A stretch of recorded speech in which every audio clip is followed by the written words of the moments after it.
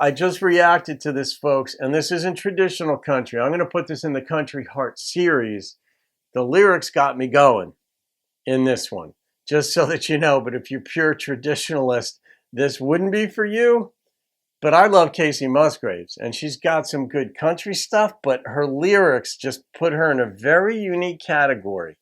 If I was more into Springsteen, I'd put him on the channel too on occasion in the off-road series, because his lyrics, he's got some really good lyrics. I'm just not a fan. I just never have been, even though I'm in Jersey.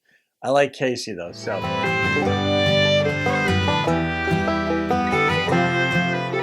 Okay, folks, we might be in for it. I'm not sure.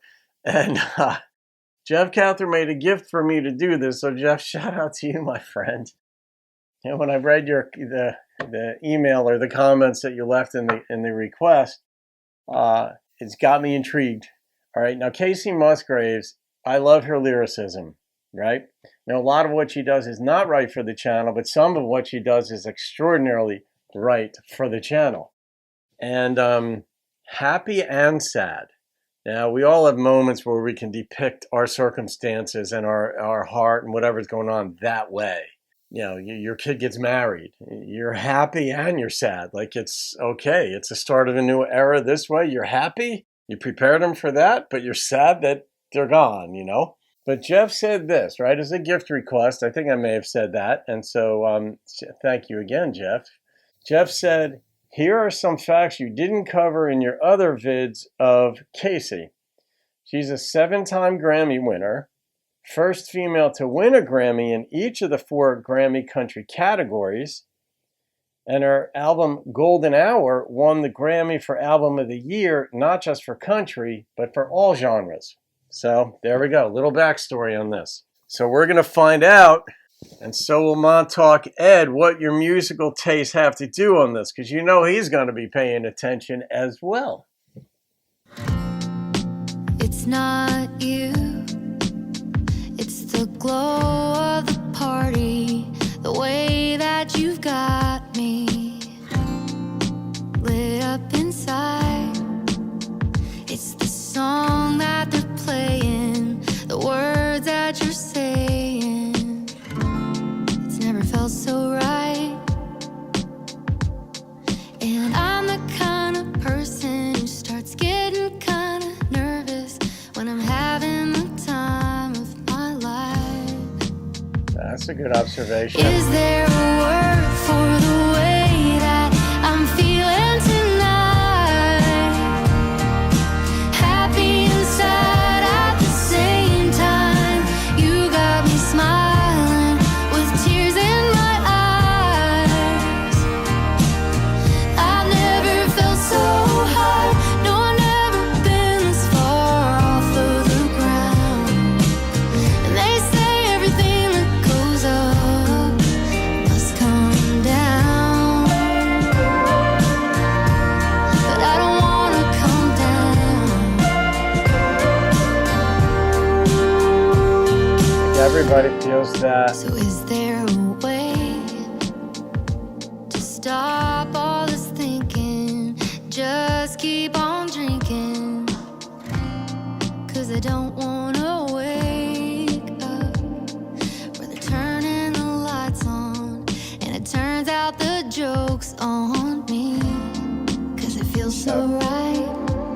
Interesting. All right. And I'm the kind of person who starts getting kind of nervous when I'm having the time of my life.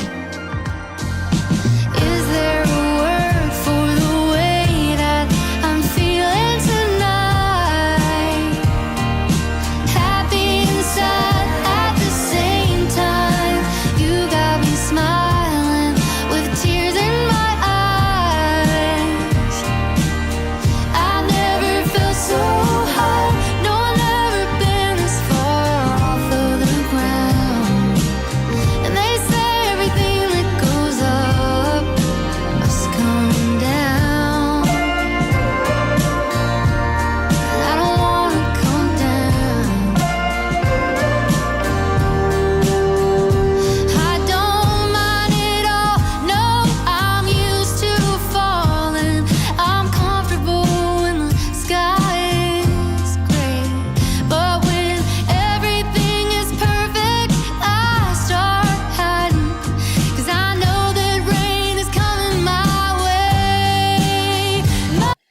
right, but it might not be so much rain that you don't groove back in. I mean, relationships are in fits and starts in ways.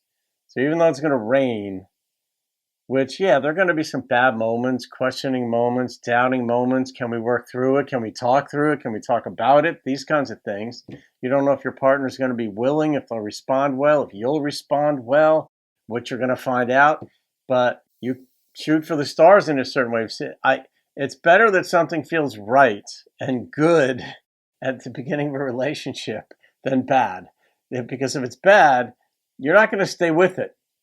So bad things do happen, but I understand the sentiment that, like, I mean, you want that perfect day or that beautiful start to a relationship to continue, but you know it's going to change and you could still be in love. It's just you love the other person through that stuff, or forgive yourself through whatever you're going to inflict on him in Kacey's case.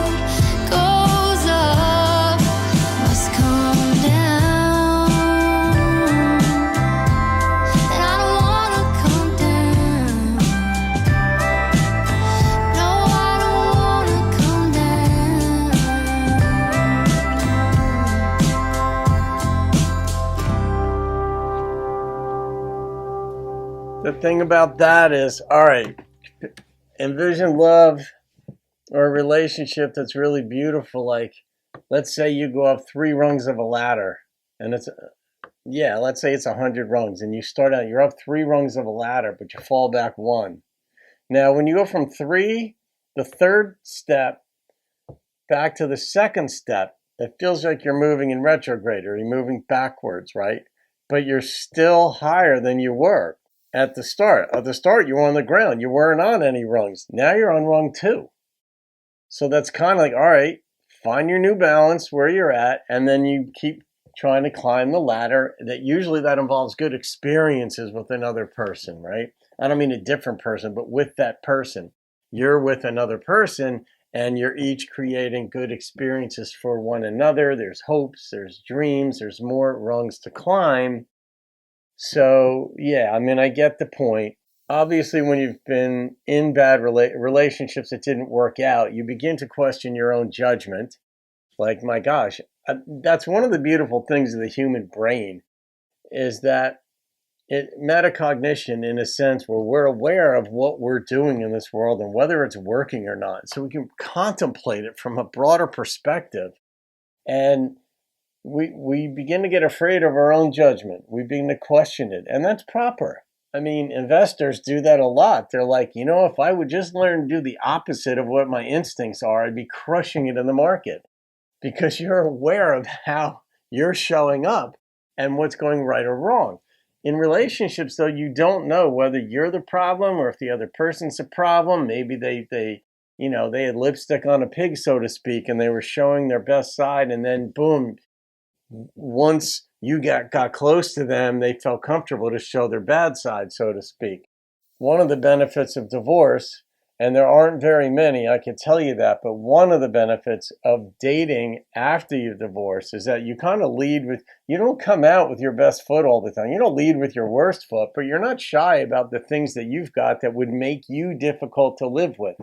In your teens and 20s, you're peer pressure is a big deal. You're still in the business of impressing people, bosses, probably still your parents, friends, people you meet, acquaintances, colleagues. And so you lead with your best foot, but you can't maintain a best foot. You can maintain a good foot, but later in life, when you're dating after you've dealt with the crushing blow of a divorce, is that you don't try to pretty yourself up much more than you are. You present yourself more as you are. I like what she said here, though. She's happy and sad. The sadness comes in because she's had bad relationships. I don't mean Kacey in real life. I'm sure she has. We all have. But she's happy because there's potential, but sad because she thinks it's going to come to an end. Do you give up on love? Generally not. I mean, we're social beings. When we want love, we're still willing to take some kind of risk. But there wasn't this set in the beginning. Gosh, the beginning of the song seems like a long time ago. Was set like in a club or something, and she saw somebody from across the room, and it's all that. But what am I going to rate this song? All right, I'm going to be true to the number that first popped into my head, and it was an 8.8. And the two components that stuck in my brain immediately after I said the number were the lyrics, because it had that sliver of life, but her voice is so compelling. It's so different. It's not classical or anything. That's not what I mean by like classically trained or carrying a tune like Jewel or Martina. That's not what makes a voice compelling. It's her. It's her delivery. It's the tone coupled with the lyrics and how she sings them. Yeah, she's got a depth. You know, Kacey always had a depth. Like Jewel, that's kind of like a good comparison. Jewel's lyrics are absurdly deep too. I love Jewel's lyrics. So anyway, there you go, folks. Thank you again, Jeff. That was very different for you, but I know you have a broad spectrum of musical tastes, and it's tough to argue with Kacey, you know. So there it is. Have a great day. I'll see you on another video, and keep rocking the country.